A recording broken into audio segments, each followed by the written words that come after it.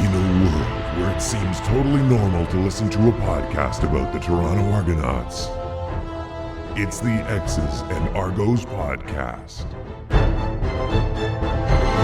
Welcome to the X's and Argos podcast, brought to you by Funny Bone Broth. My name is Ben Grant. I'm joined as always by JB. It's bye-week. This is our bye-week podcast, our bye-week special, JB. We've got to break down the first half of the season. We're going to look at positional grades for, well, obviously for each positional group, and we'll give out grades and explanations as to why. And we're also going to do our updated power rankings. JB, I'm so excited to hear what you've got for power rankings, because I want to know if you fixed the mess that you made last time. Do we have any grades for segment introduction? Yes, because that would that would leave me with a D, I think. Anyway, let's transition into our positional report cards. JB, you do the weekly report cards, but those are tough because those are reactionary. We do those after the game. Usually, while I'm in the press conferences, JB is working away at the reactionary report card.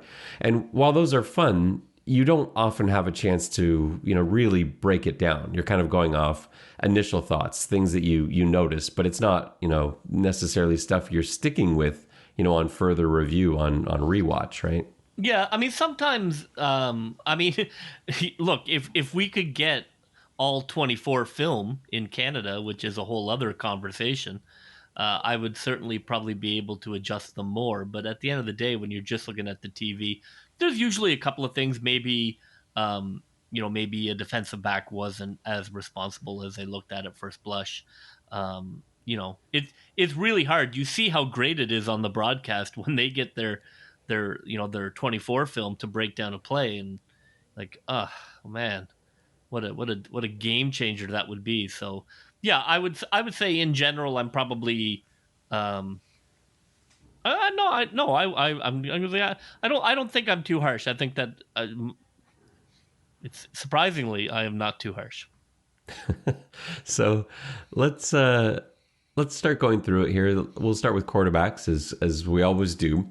I'll go first, and then we'll alternate as we go through. So quarterback play, I think to this point, is a really tough one to evaluate because it kind of depends on what criteria we're including here. Because I think as a group, if you look at any team that has had to play one quarterback for 4 games, one quarterback for 3 games, and then has used another quarterback in situational opportunities, I think for the most part, your expectations would be very low because you're saying, well, my backup quarterback has played either 3 or 4 games, depending on how you look at it. And yet it hasn't really felt like that with the Argonauts. It hasn't felt like, oh, the backup's in. And that's because both McLeod Bethel-Thompson and Nick Arbuckle are starting caliber CFL quarterbacks.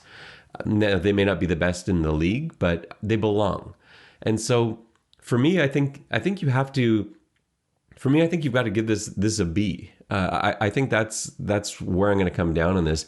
They're not good enough to get an A. They're not leading the league in any categories. They're not bowling people over, and there has been inconsistency, as with the entire team, between home play and away play. But when you look at it and you've got 2 guys that have come in, as I said, one guy starting 3 games, one guy starting 4 games, to play as well as they have, I think you have to tip your cap to that positional group. So, JB, a B for the Argos quarterbacks. Where'd you go in this one? Yeah, I think B is fair too. I think I would even go so far as B+. I think that the 2 guys, I don't think quarterback has been the issue. But despite having 2 quarterbacks, if you look statistically, they're pretty good. They're basically 4th or 5th in most major categories in terms of yards, touchdowns thrown, percentage are all really good, like top 4.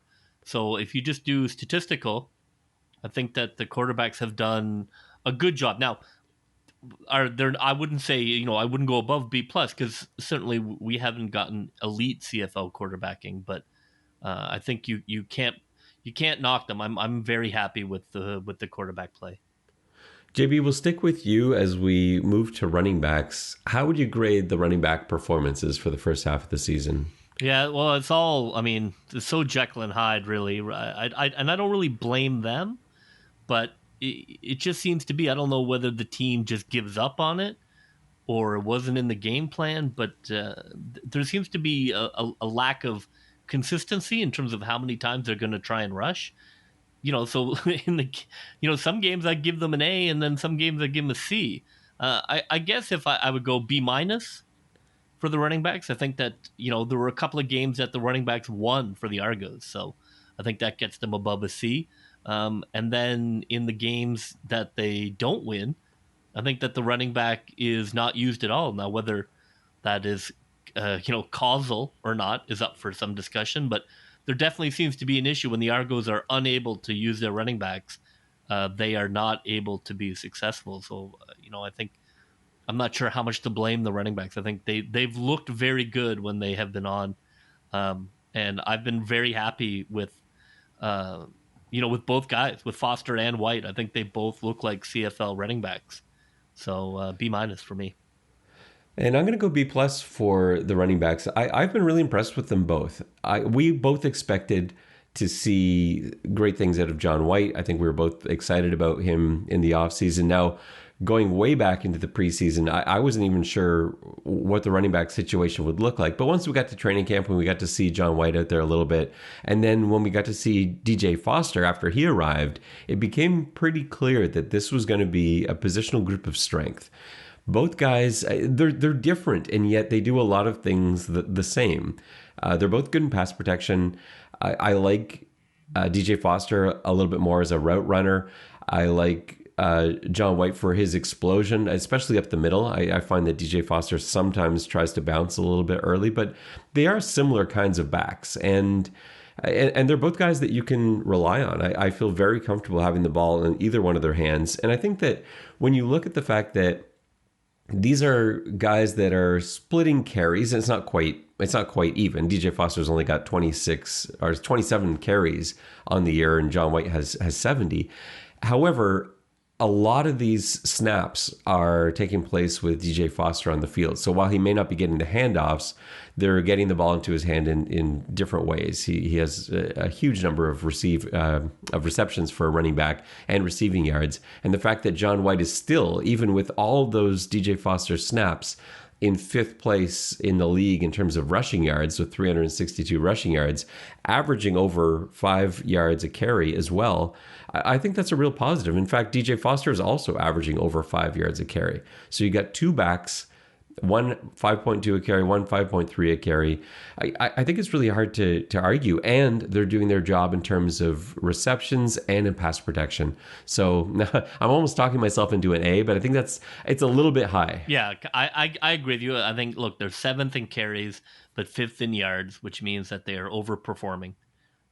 They certainly have been pretty good out of the backfield, but there are games where they disappear, and I think that's still, to me, a to be determined in terms of their impact, because the games we've lost, they have been nowhere. So is that an offensive line issue? Is that an offensive coordinator issue? Is that a running back issue? So that's where I think I knock them down a bit.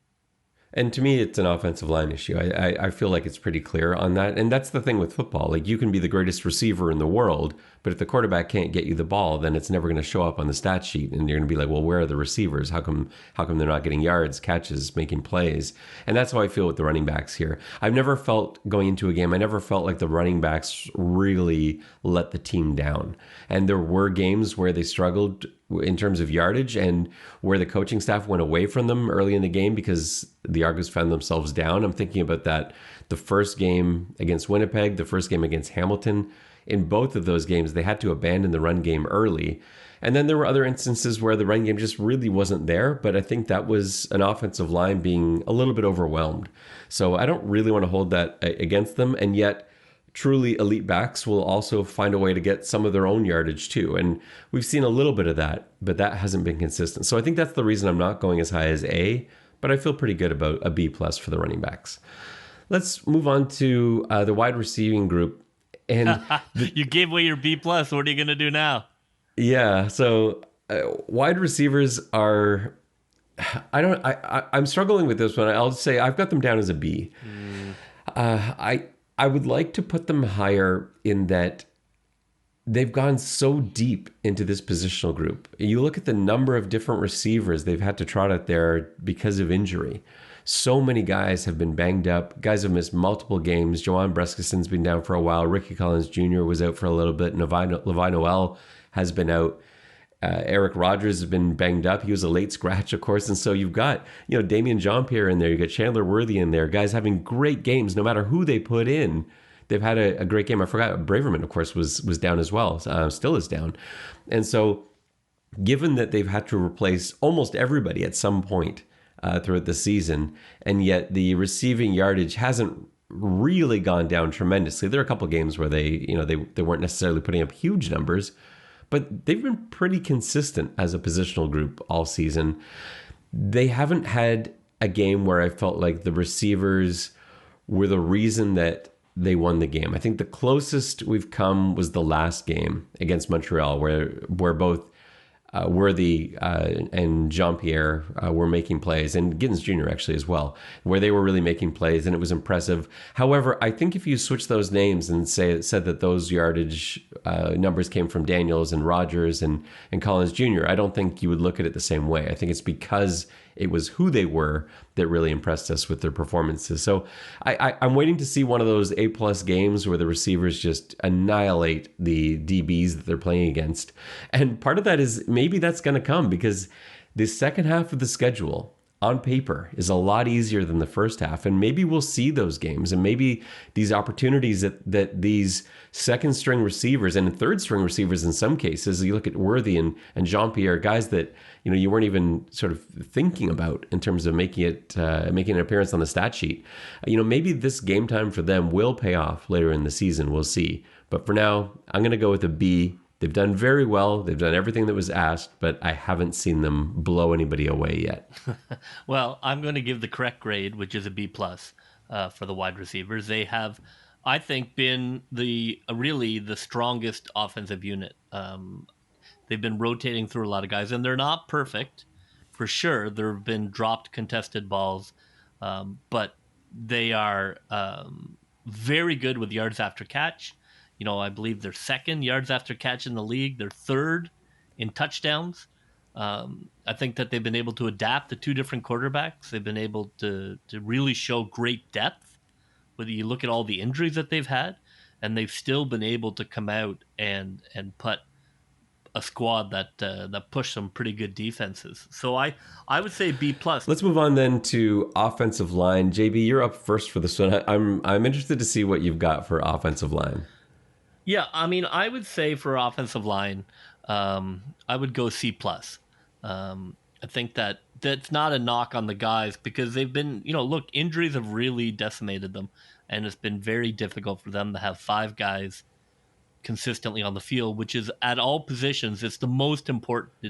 It's the unit that really is a unit. You need the same five guys all the time, and they haven't been able to do that. So the grade is not really a statement upon their ability. It's just what has happened, which is they've had some hard times. Not terrible, like in terms of sacks given up, rushing, we're middle of the pack. So it's not a disaster. I think that really it's the high expectations we have of this team is that that we have units which are almost elite, and so therefore the offensive line, I think we expect so much from. So I believe that there is the talent there to really be something when everybody comes back healthy. But they certainly have had problems, not disastrous. I think that C plus is a low grade, but not it's not an area that I think is going to hold the team back from winning. I think it just is an area that needs to continue to be improved upon. It may surprise you. I've actually gone a little bit lower, just say flat C for the offensive line. And like you, I don't know how much of this is all their fault, I guess, because there has been so much movement. Philip Blake has been out. He's been playing center, and he's not a natural center. Now you finally got Nicastro there, but Blake's not there at guard.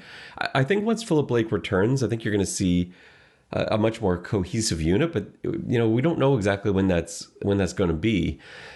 I think they're the weakest unit on this team, and I don't I don't mean to bash them because I think they're fine. And I think, like you said, I think they're good enough to win. But I can't think of a positional group that I'm more concerned about than offensive line week to week. They are, I think, the weakest positional group.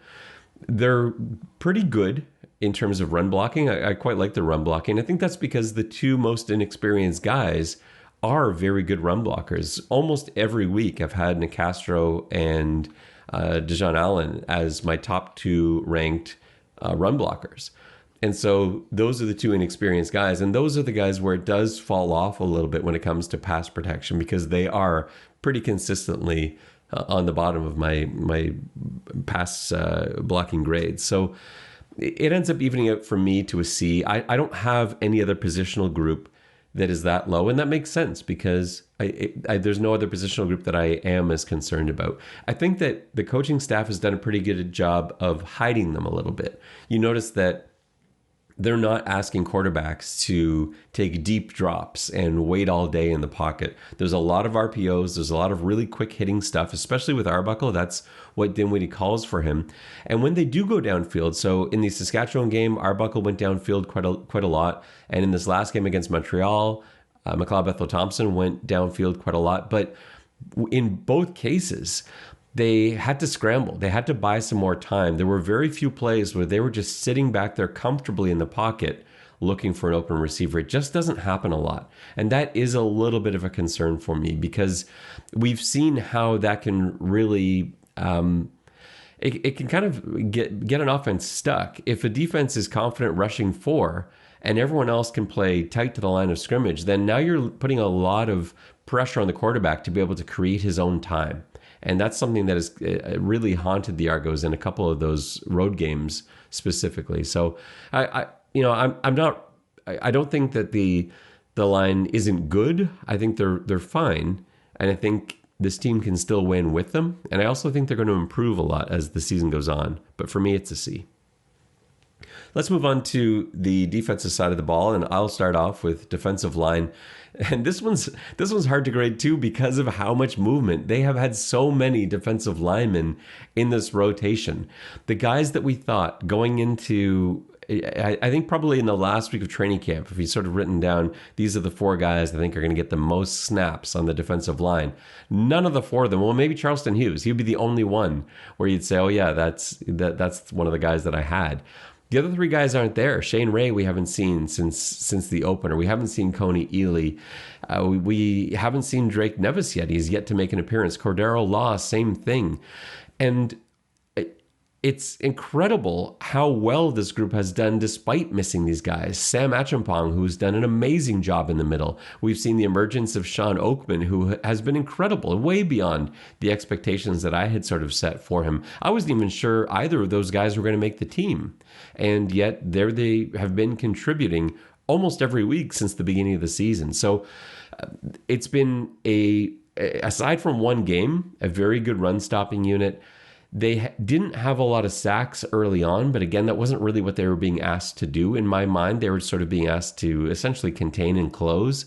And so I think they've been among the better positional groups out there. I'm going to give them a B. Man. I'm going to give the defensive line a B-. Again, this is a positional group that's been ravaged by injuries, and I think that individual guys have really stepped up, and I think that Oakman has been great, and Charleston Hughes has been fantastic and probably played way more than they expected him to play. I think that the defensive line has been fine. Definitely, you'd like to have, more sacks. We're sort of middle of the pack in terms of sacks. I'd love to see a little more pressure. In terms of run defense, is that the defensive line? Is that the linebackers? Run defense needs to be shored up, so I'm going to give both positional groups a bit of a knock in terms of run defense. So I think when everybody comes back healthy, they're going to be a hell of a unit. But for now, I'm going to say B-. That good, not consistent, and not the force I thought they would be. I thought they would be dangerous. They have not been dangerous yet, and that I think is almost solely down to injuries. But I just don't expect them to get pressure, and so I'm B minus D line. We'll move on to linebackers, and you're double dipping here on this one. This is a positional group that I think probably grades highest for us on our combined grade. But I don't know how much we punished them for that last game with Enoch Mwamba and Cameron Judge both out. We saw the difference that it made where Montreal was able to run at will. Now they've got a good running game, but it was night and day compared to especially when Enoch Mwamba was in there, because his run defense is phenomenal. Where'd you go with linebackers? I'm going to give linebackers a B. I think that they have played well, and I'd like to see the linebackers a little more involved in the pass rush. Now that's probably a coaching issue. I've been happy. I think Mwamba's played really well. I think Cam Judge flashed before he injured, but I wouldn't say that he was everything I'd hoped in the first half of the season. I think McCoy's been terrific. I'm really happy with him. So I mean, I'm happy with the linebackers, and I think that they have been solid. But I wouldn't say that the linebacking crew has been a standout. And again, we're last in the league in first downs given up on run. And so I think that's a D-line linebacker, weight to carry. I'm going with an A with the linebacker group. I think they're the best positional group on the team. I don't think there's another positional group that can come close to them. I think you look at, yes, Cam Judge probably hasn't been quite as good as I was hoping he would be, but he hasn't been bad. And to me, Mwamba's been phenomenal. He's been our defensive player of the game a couple different times. And McCoy might be the best linebacker of all of them. He's not even starting for most of these games. He finally got on the field as a starter in the last game with Diggs. And even Diggs, like when you're looking at, this is now the fourth guy that they've had up as a middle linebacker. He played very well for a fourth linebacker. You've had Hoyt in there. They've had injuries all over the place. I think it's been the best positional group on the team. If we're including Edwards in there too, I think that's an automatic A. I haven't. Right. I know I haven't included Edwards. I'm considering him as a DB, even though he is sometimes there with regards to run support. It depends on the formation and what they're doing. But yeah, I think just even as they are, it's close, but I am going to give them an A. I think I just can't see who else is better on this team. Which other unit would you say is we'll get to it. Better than the linebackers? Yes. See, I don't see. I like the defensive backs. I think they're great. I don't think they're as good as the linebacking core on this team. Well, we shall see. All right. Well, it's to me then to move to defensive backs. So again, like the linebackers, a unit that has played very well. They have been missing corners pretty much from the word go. So Robertson Daniel was hurt in that first game. He's been out ever since. Also, Arjun Cahoon was expected to play on the other side, and he really hasn't seen much time. And so we've had Tristan Deku in on one side at field corner, and Jamal Peters, who's been playing boundary corner. Now, Jamal Peters has done an excellent job. He is such a discovery. And I think probably of all the guys that they sort of found this year, and there's quite a few of them, I don't think any can be graded as high as Jamal Peters. He's been phenomenal because he's going up against the number one guy almost every week. And right from that first game when we saw him in Winnipeg, do such a great job against a highly gifted receiver. I think that really impressed us, but he hasn't really let up since then. He's been wonderful. Shaq Richardson has been amazing. Jeff Richards has been amazing. Creston Butler has been a pleasant surprise at free. It wasn't a position I thought he would be playing this year. He's done very well. And, we've seen a lot of movement. Guys Tristan Deku had to slide over to halfback. We saw Jeff Haggerty had to come in and play a game at free safety. I think they've held up very well considering the injuries. And we're including that Sam linebacker. I think Chris Edwards might be the best Sam linebacker in the league. So it is a good positional group. The issue I have with them, they're not an A graded unit because teams have been able to work their way down the field when they needed to get a quick score, and they've allowed teams to get back into games. You go back to last week against Montreal, late in the game, we know Montreal's passing. We know what the situation is, and yet there are receivers wide open downfield. And I just think an A-graded unit isn't going to give that to you. So for me, they've done well. It's a B+. Yeah, I'm a B plus too. I wouldn't say A either. I don't. I think that the Argos don't have A's. I think that it's been a good season so far. But to me, A is elite, and I agree with you. I think they're a B plus. I think you look at what they've done. Statistically, they're kind of the middle of the pack, which is pretty good. They do give up touchdowns, so there have been busts. So that is an area that needs to be looked at in terms of touchdowns given up. That the red zone and the bus need to get tightened. But obviously, I love Edwards. I think he's playing fantastic. I think that the unit has been a strength for the team, despite the occasional bust. I think that they have done a good job of keeping people in check. I don't think we've been eaten up by a wide receiver in a particular game. We're close to the top. I think we're third in interceptions. I'd love to see a pick six coming in terms of scoring. We haven't done that yet. I think the defensive backs are capable of scoring, and we'll get there. So I give them a B plus in that there are areas to work on, but I'm not concerned about the defensive backfield. I think that they're going to get they're going to get a few things tightened up, and they're a strength. I think they're really going to shine in the second half. Special teams is up next. JB, you are doubling, I believe, on special teams. How are you going to grade this unit? Well, I think that Beatty has been a terrific kickoff guy. He leads the league in kickoff yards. Pretty good at field goals.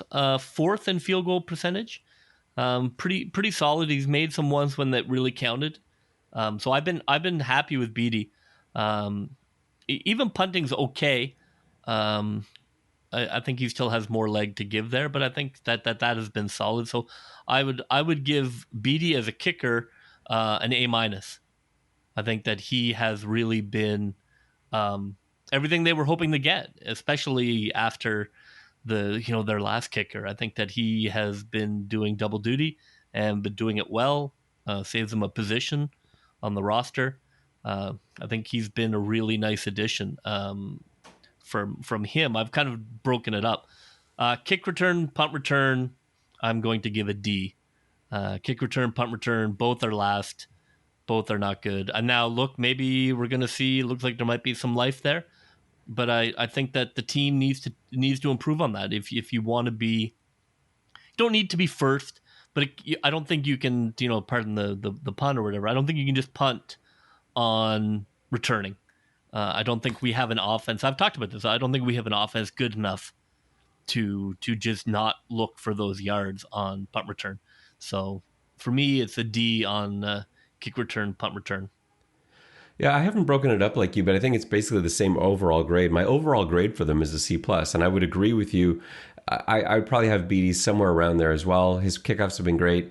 His field goals, especially last game, I thought that was an amazing 3 for 3 in a range that isn't his best range. So, he's had some real moments this year. I would like more consistency from him punting, and you mentioned that too. I haven't really seen many occasions where he's just boomed one the way that we've seen him do in practice. We've seen a few kicks in practice that just go a mile, and so we know he's capable of it. There have been scenarios where we're way backed up against our own doorstep, and you would love to see him just unleash one of those 70-yarders that he sometimes digs down for and finds in practice. And we just haven't really seen that happen yet, where he just completely turns the field. So at very least, I want some more consistency from him at punting. But he's been great. I think he's been pretty much everything we've asked for. And I'm maybe not quite as hard on the returners, because I do see where it's going. In last game, you saw the difference with Chandler Worthy back there. And I like to hope that that's going to continue. I don't know whether we'll see Braverman get that job back once he's healthy. I expect after the excitement that was generated from some of Chandler Worthy's returns, that may be his job going forward. But we'll see. They've got to make space for him on the roster. I think punt cover and kickoff cover have also been good. Obviously, we had that bust in Hamilton, but I think that's been pretty good. Honestly, it has not been an issue. Punting has, in terms of punt blocks, that needs to get tightened up a little bit. So I think specials have been fine. I think that they're not a weapon, but it hasn't been a deficiency. I think, I mean, like any 500 team, I think that, I think that it's fine. Now, can we get that to be better than fine? That's certainly the hope. And I think I'm going to be a little more critical of the protection on punting. And I think that may be why we haven't seen some of those booms from Boris Beatty. He's had so many punts blocked that he's got to be, thinking he's got to be faster than usual. I'm sure his delivery has been sped up because it seems like every other game someone's in the backfield blocking a punt. And that's just inexcusable. Teams will go an entire season without having a punt blocked. That's the norm.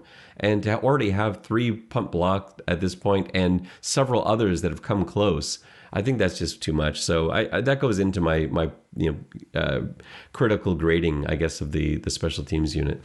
I'll move on to coaching now. This is a unit that for me I think is actually pretty easy to gauge. I think this is a B- for me. I've been pleased most games. I think there was one game in particular where I felt they were really outcoached. And that was the first Winnipeg game where I just felt like they were outcoached, and then the first Hamilton game I felt like it was on them that the team didn't come in disciplined and ready to play. It wasn't the strategy where I felt like their game plan wasn't good. It was just that the team didn't appear to be ready, and I hold that against them. But for the most part, I think they've handled a ton of injuries extremely well. I think they've been creative. They've adjusted. They haven't. What I like especially about Coach Dinwiddie is he doesn't call the same plays for Nick Arbuckle that he calls for McLeod Bethel-Thompson, and obviously for Antonio Pipkin as well. And based on who he's got in there, he'll basically send out a different offense. So I like that. He's not a coach that is just stuck saying, well, this is my offense, we're going to run it, and I'm going to find the guys that will run it. He caters what he does to his players. And I think you can see the same thing on the other side of the ball defensively. And the coaching staff has done a really nice job of that. So I think B- is a fair grade. Yeah, I'm going to give them a B just because I think I'm marking a bit on a curve here. As a first-year coach with a veteran team, it very easily could have gone sideways.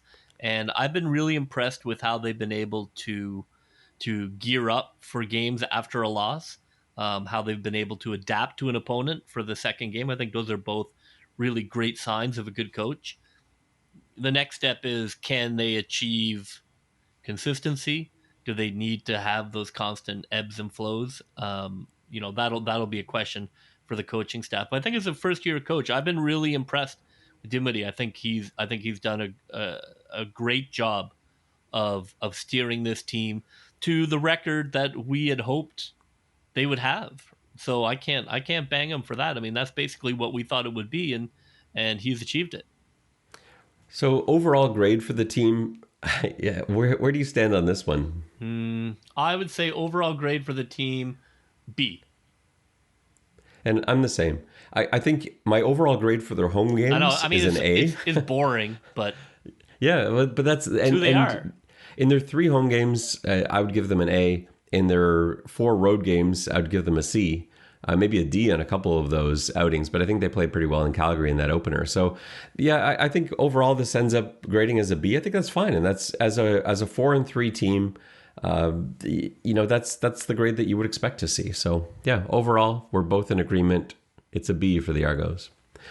Let's transition to our power rankings, JB. Yeah. You made a mess of this last time, so I'm excited to see if you've made amends here.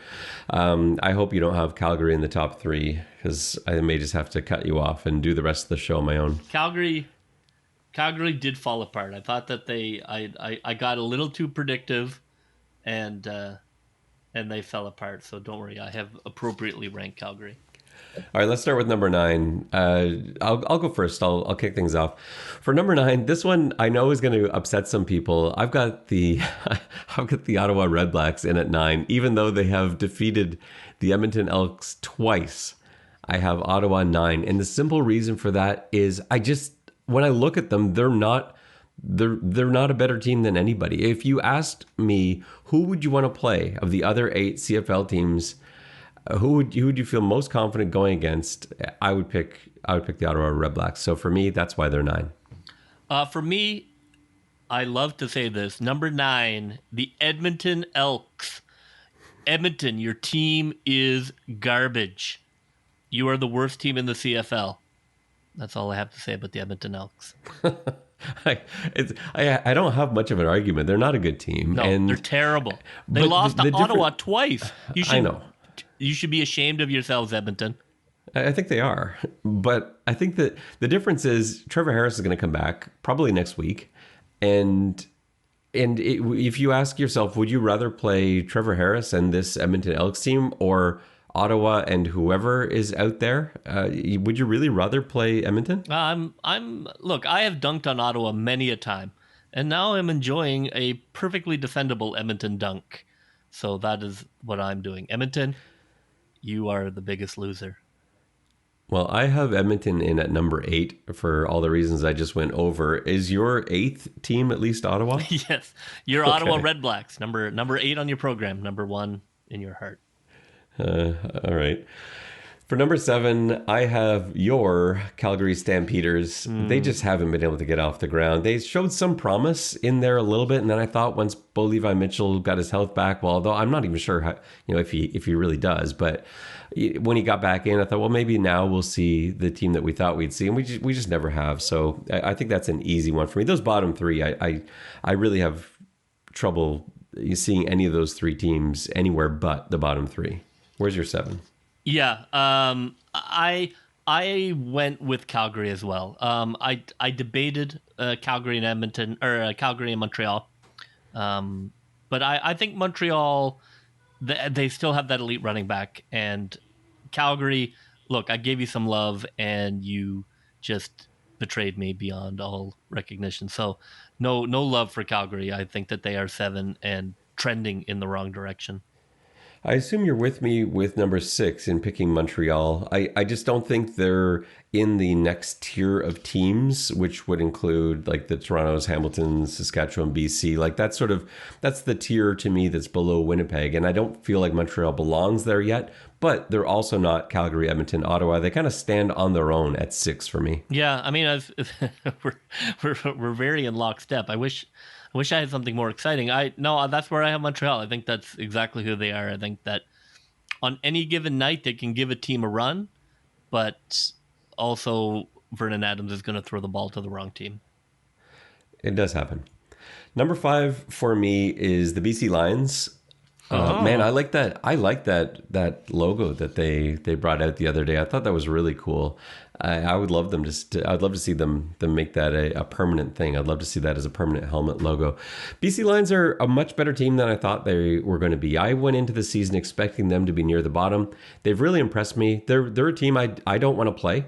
And the only reason I don't have them higher is that, and it's actually a point that you brought up, I think on our last show, they just haven't really played anyone yet. They haven't been tested. And so I can't justify putting them into the top 4 until they get some real quality wins.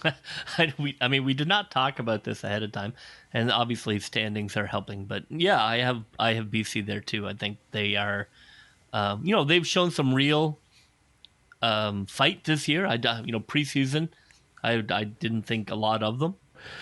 Moving on to number 4, I've got the Hamilton Tiger Cats. A good team, but not where I thought they would be. I came into this year expecting them to be the best team in the league, and they just haven't even been close to that. We saw them probably play 2 really good games, maybe not even. Maybe it's just 1 really good game, and that was the first game, the Labor Day game against the Toronto Argonauts. But other than that, they've looked fine.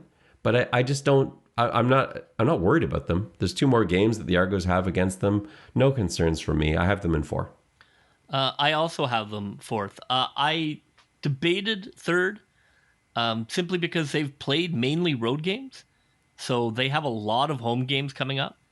And I think that's going to help them. And they play Ottawa. But I agree with you. I mean, look, they have quarterback issues in terms of health. And, as a team, they, I think we've seen what they are. I don't see Hamilton. They'll be tougher at home, and the record should improve. But I think if you look at Toronto and who hopefully will come back, I think Toronto has another gear. I don't think Hamilton does. And that leads us to number 3, where I have the Toronto Argonauts. I would love to put them as high as 2. I can't justify it.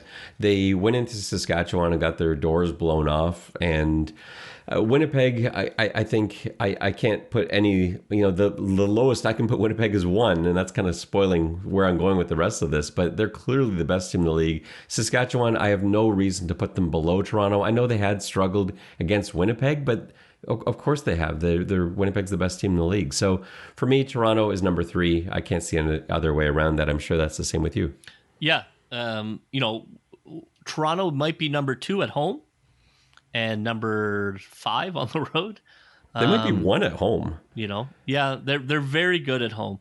I have Toronto at 3 too. I think Saskatchewan deserves to be.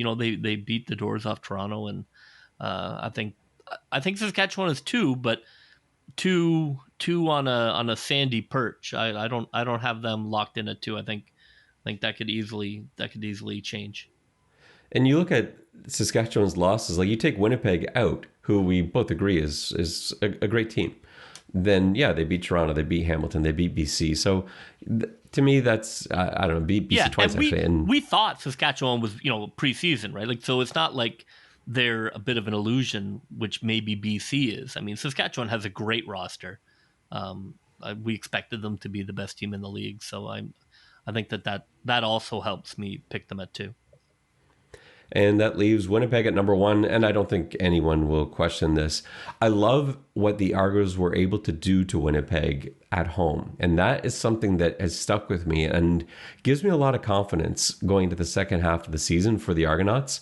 Winnipeg can be beat, and Toronto has the means of doing it. They have the right people in place to be able to beat Winnipeg. Well, I think Mike O'Shea was so angry at losing at BMO that he's just taking it out on the league now. It does look like that. Now they've gotten guys back, right? And so that has helped them find another gear where offensively they're more dangerous and the defense is still a lot. Yeah, I mean, look, I loved them preseason. I thought that in a season that was going to have so much turmoil, they were bringing back basically the same squad without their kicker. So this doesn't surprise me at all. And I think Mike O'Shea is a hell of a coach. So I think they're 1 solid. I think that the Grey Cup goes through Winnipeg. And it does surprise me. I didn't think they were going to be as good as you thought they were going to be. I had Saskatchewan, Toronto as my Grey Cup prediction preseason, and I was ridiculed profusely for that. It doesn't look as silly now. That's the number 2 and number 3 teams, but I didn't see Winnipeg in there at all. I felt like their Grey Cup win was just a team that went on a run. They didn't look great to me in the regular season. In fact, that horrible 2019 Argos team beat them, as we all remember. But then Winnipeg went on this huge run. But I didn't think that would continue, and it has. They look fantastic. So they are number 1 for both of our rankings. So the only difference we have in our power rankings, JB, is you have Ottawa at 8 and Edmonton at 9, and I have Ottawa at 9, Edmonton at 8. I think that as the season goes on and you get more data, it becomes much clearer. You're not really predicting anymore. You are what your record is, and so. Sort of, but no one else has the same rankings that we do. Everyone else has very different power rankings. It just happens to be that ours are the same. Yeah, I think we probably see the game largely very similar. There were definitely ones I flipped back and forth on, but I think we both came up with the definitive rankings, if I do say so. Well, that will just about do it for us on this episode of the X's and Argos podcast. As always, make sure you check out our website, xsandargos.com, for all the latest. I got a video piece coming out, I think tomorrow, that will go through some of the deep passes that we've seen those last 2 weeks. Last week from McLeod Bethel Thompson, the week before from Saskatchewan. And I kind of go into where these deep passes come from, why the quarterback goes deep on this play and the other quarterback doesn't. And I found that kind of an interesting study. I kind of got lost in that one a little bit because there was some really cool data in there. So make sure to check that out. Plus, if you get a moment, please subscribe to the podcast so it shows up right there on your phone. And we would love it if you took some time to rate and review so other Argos fans know how to find us. For JB, my name is Ben Grant saying so long, and may all your pre-snap reads be good ones. I'll see you.